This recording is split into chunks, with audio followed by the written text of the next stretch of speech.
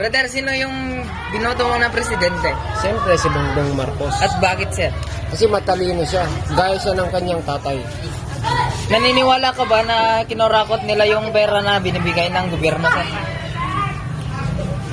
Maring hindi ako naniniwala dahil hindi ko nakita kung paano kinurakot. O kaya talagang siguro sinerte siya dahil maraming ginto dito sa Pilipinas. Tingin mo karapat dapat ba si Pangulong Marcos na kanyang posisyon? Oo. Aha. Sa tingin mo si Pangulong Marcos ba ay mabuti? Oo. Sa tingin mo maganda ba ang pamamahala ni Pangulong Marcos sa ating Oo, bansa? tama. Talaga. Sa tingin mo mababago ba ni Marcos ang Pilipinas? Oo. Sir, Yun lang. Kal, sino din botos mo hindi nga presidente? BBM. BBM? True.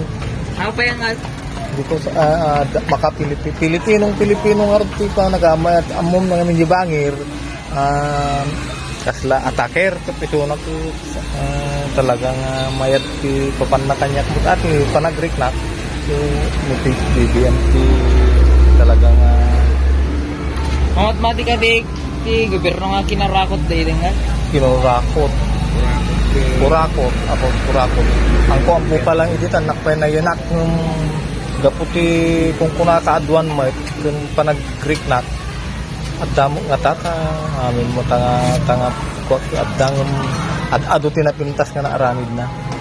sa tingin mo karapat dapat ba si Pangulong Marcos sa kanyang posisyon, sir? Kadwan yung para kanyak karapat dapat. Sa tingin mo maganda ba ang pamamahalaga ni Pangulong Marcos sa batas natin?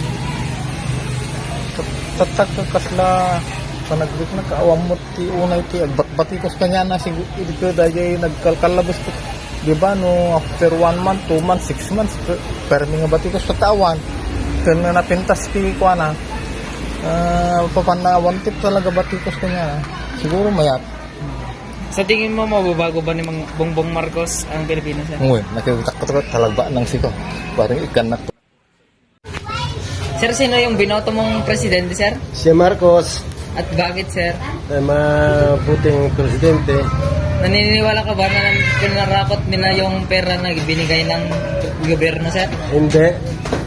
Sa tingin mo, karapat dapat ba si Pangulong Marcos sa kanyang posisyon, sir? Oo.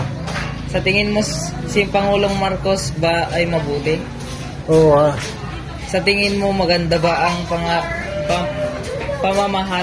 pamamahalaga Pangulong Marcos sa batas natin? Oo.